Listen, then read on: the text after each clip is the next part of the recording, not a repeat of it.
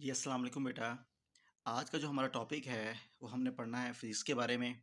Physics हमारे पास क्या चीज़ है? Physics is the branch of science.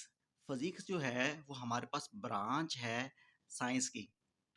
मतलब हमारे पास फ़िज़िक्स का जो नॉलेज है, असल में ये फ़िज़िक्स, केमिस्ट्री और बाकी जितनी भी चीज़ें हैं, वो सारा नॉलेज है।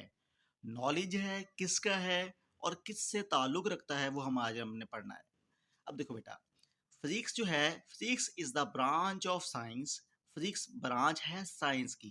तो सबसे पहले हमें पता होना चाहिए कि साइंस क्या होती है, साइंस है क्या चीज़। तो बेटा हम पहले साइंस को डिस्कस करते हैं।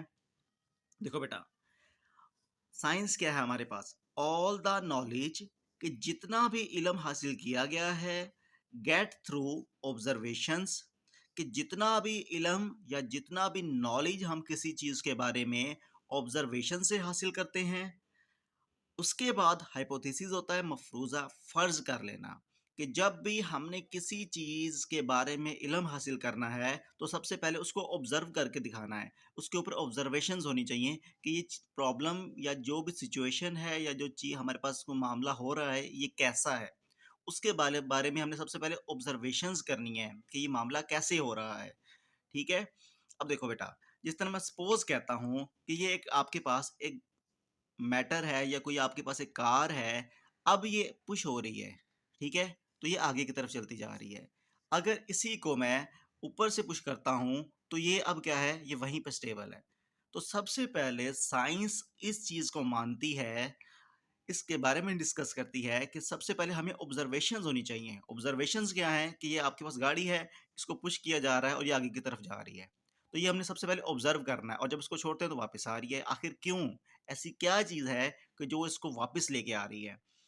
अब देखो बेटा, हमने क्या है, जब भी साइंस उस चीज़ को मानती है, साइंस उस चीज़ का नाम है कि जितना भी नॉलेज हासिल किया जाए ऑब्जर्वेशन से, ऑब्जर्वेशंस करनी है आपने सबसे पहले। उसके बाद हाइपोथेसिस। हाइपोथेसिस का मतलब होता है कि आपने एक चीज़ फ़र्ज़ कर लेनी है, ठीक है? किसी चीज़ का मफ़रूज़ा कायम कर लेना है कि ये काम ऐसे हो रहा होगा। मतलब आपने खुद से एक प्रेडिक्शन करनी है, खुद से आपने एक सोचना है कि अच्छा यार ये काम इस वजह से है। जिस तरह ये गाड़ी है, तो अगर कोई इसको आपने देखना है कि अगर कोई आदमी इसको पीछे से पुश करता है, तो ये आगे की तरफ जाती है। अच्छा, तो आपने ये खुद से एक फ़र्ज़ कर ली चीज़ कि जब भी हम इसको क्या करेंगे, पीछे से पुश करेंगे, तो ये आगे की तरफ जाती है। या कोई अगर कोई उसके ऊपर कोई हाथ रख देता है, तो ये चीज़ जो है, वो वहीं पे रुक जाती है। अब देखो, ये चीज़ें आपने एक फ़र्ज़ कर लेनी है। अच्छा, हाइपोथेसिस आपने जब कायम कर लिया, सबसे पहले आपने ऑब्ज़र्वेशंस करनी है, फिर आपने हाइपोथेसिस बनाना है। खुद से कोई चीज़ एक फ़र्ज़ कर लेनी है, अज़्यूम कर लेनी है कि अच्छा ये ऐसा होगा या इस वजह से हो रहा है। उसके बाद आपने क्या करना है, उसका एक्सपेरिमेंट करना है कि इसी चीज़ का आपने बार-बार एक्सपेरिमेंट करके देखना है। जिस तरह आपने सबसे पहले ऑब्ज़र्वेशन किया कि जब एक गाड़ी को पीछे से कोई बंदा पुश कर रहा है, तो वो आगे की तरफ जाती है, ठीक है? उसके बाद आपने उसका हाइपोथेसिस किया कि हाँ, कि ये क्या है, ये जो गाड़ी है, वो आगे की तरफ ही जाएगी जब भी उसको पीछे से पुश किया जाए। उसको पुश किया जाएगा, तो आगे की तरफ ही जाएगी। ठीक है? उसके बाद आपने एक्सपेरिमेंट करके देखना है। आपने खुद क्या करना है, उसी जो बात है, उसको आपने एक्सपेरिमेंट करके देखना है कि आपने इसको पीछे से पुश करके देखना है। ठीक है? तो ये आगे की तरफ ही जा रही है। अब आपने दोबारा फिर करके देखा, दोबारा पुश करके देखा, तो फिर भी ये आगे की तरफ ही जा रही है। इस तरह जब आपने 3 से 4 दफ़ा करके देखना है, किसी कोई भी आपने काम करके देखना है, ठीक है? या वो उसको एक्सपेरिमेंट करके देखना है, तो वो फिर क्या होगे, जब वो सेम वही रिज़ल्ट हों, बार-बार रिज़ल्ट आपका सेम ही आए, तो वो चीज़ आपकी साइंस कहलाती है। वो नॉलेज आपका साइंस कहलाता है और उसको फिर आप साइंस के इल्म में एंटर कर देते हो। जितना भी इस दुनिया में नॉलेज किया गया है, हासिल किया गया अब तक, उस सारे नॉलेज को हम क्या कहते हैं? साइंस कहते हैं। ठीक है? फिज़िक्स क्या है? Physics is the branch of science. ये फिज़िक्स क्या है? ब्रांच है किसकी? साइंस की। अब देखो बेटा, ये फिज़िक्स क्या करती है उसके बारे में हम डिस्कस करते हैं। That deals with the nature of matter. जो मैटर की नेचर के बारे में डिस्कस करती है। जैसा कि सपोज़ हमारे पास एक गाड़ी है, अब क्या है, ये मैटर है। मैटर क्या चीज़ होती है? हर वो चीज़ जिसका कोई वेट हो और वो कोई जगह भी ऑक्यूपाई करे, ठीक है? कुछ स्पेस भी ले। अब बेटा क्या है, that deals with the nature of matter. अब ये जो मैटर हमारे सामने रखा गया है, इसकी नेचर कैसी है? ये हार्ड है, ठीक है, प्लास्टिक से बनी हुई है, लोहे से बनी हुई है या किस चीज़ से बनी हुई है, उसकी नेचर कैसी है? आगे, एंड एनर्जी इंटरेक्शन। एनर्जी का मतलब होता है उसके अंदर जो पावर है, ताकत है, एबिलिटी है, उसके इंटरेक्शन। इंटरेक्शन का मतलब होता है ताल्लुक, कि जो भी मैटर की नेचर है एंड एनर्जी इंटरेक्शन, और उसके अंदर जो एनर्जी है, ताकत है, एबिलिटी है, उसके आपस में ताल्लुक क्या है। अब हम सपोज करते हैं कि हमारे पास एक मैटर है, ठीक है। अब ये मैटर है, ये अभी फिलहाल मूव नहीं कर रहा, लेकिन क्या है कि जिस तरह अब मेरे हाथ जो है इसके अंदर एनर्जी मौजूद है, लेकिन जब इसको मैं मेरे जो हाथ के अंदर एनर्जी है उससे पुश करूंगा तो ये मूव करना शुरू कर देती है, ठीक है। तो क्या रीज़न है कि जो दो चीज़ें, एक मैटर है वो पहले मूव नहीं करता, लेकिन क्या है जब उसको पीछे से पुश किया जाता है, फोर्स लगाई जाती है, तो ये मूव करने लग जाता है। और तो ये जो दोनों का आपस में ताल्लुक है, ये फिजिक्स हमारे पास उसके बारे में स्टडी करके बताती है। उसका नॉलेज जो है हम उसको फिजिक्स के अंदर रखते हैं।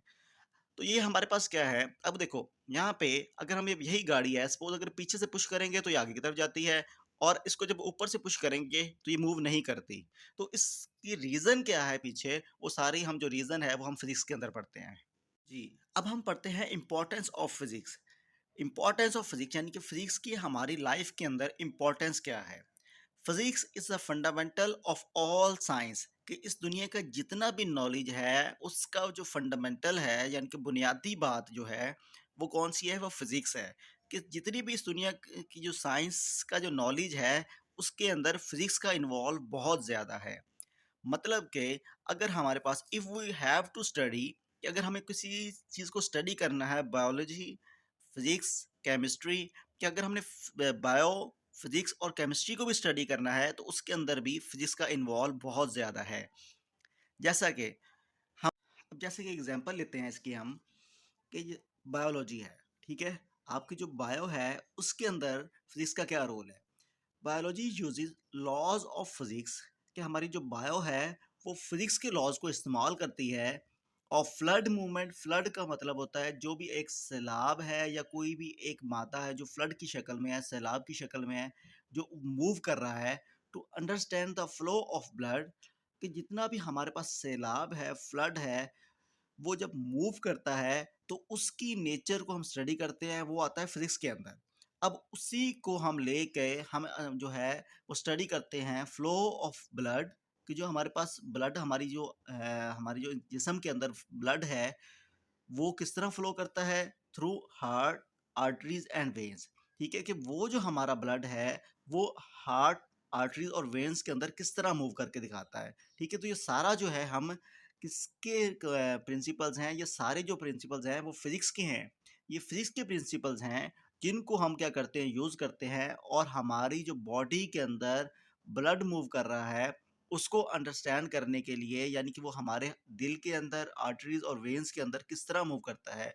कि हम अगर हम अपने दिल, आर्टरीज और वेन्स के बारे में हम पढ़ेंगे तो उसका जो मूव करना है ब्लड का, उसके बारे में हमें जो बताया जाता है, उसके जो प्रिंसिपल्स हैं वो सारे हमें फिजिक्स के अंदर यूज़ होते हैं। वो सारा फिजिक्स ही है जो हमारा नॉलेज गेन करता है, और उसके बारे में हम बाद में स्टडी करके हम उसको बायो के अंदर यूज़ करते हैं।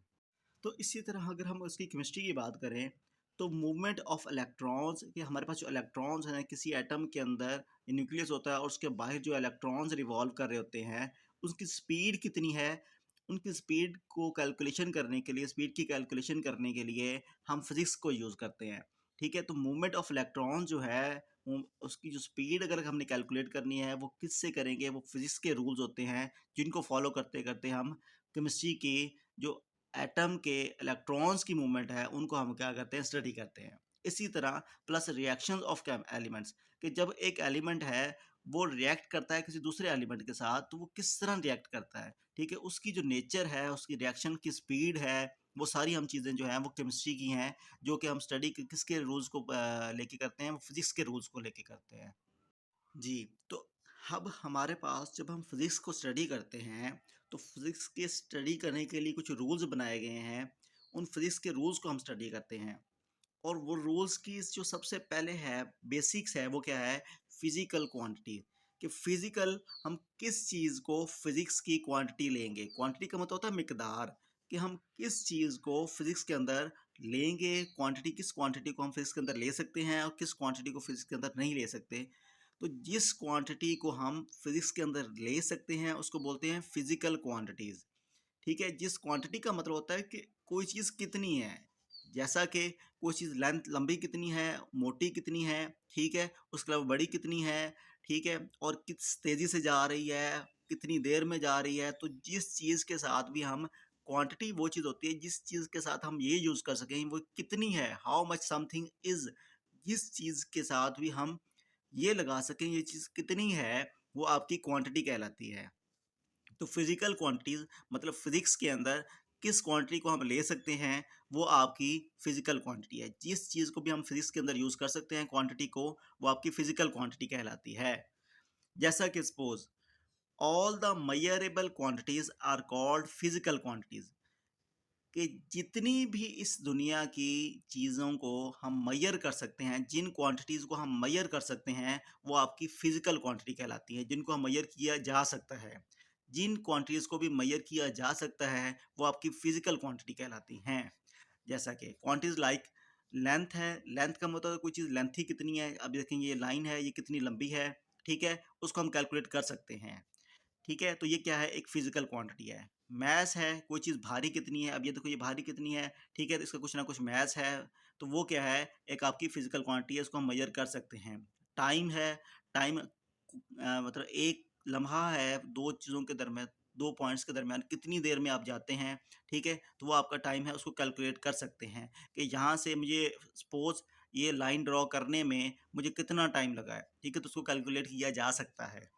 आगे डेंसिटी है, डेंसिटी भी कैलकुलेट कर सकते हैं, टेम्परेचर भी कैलकुलेट कर सकते हैं कि टेम्परेचर हमारे पास क्या होता है कि आज कितना गर्म है कितना सर्द है, ये सारी चीज़ें हम कैलकुलेट कर सकते हैं। ठीक है, अब देखो बेटा, हमारे पास क्या है, फिजिकल क्वांटिटीज़ कौन सी होती हैं जिनको मेजर किया जा सकता है, उनको हम बोलते हैं फिजिकल क्वांटिटीज़।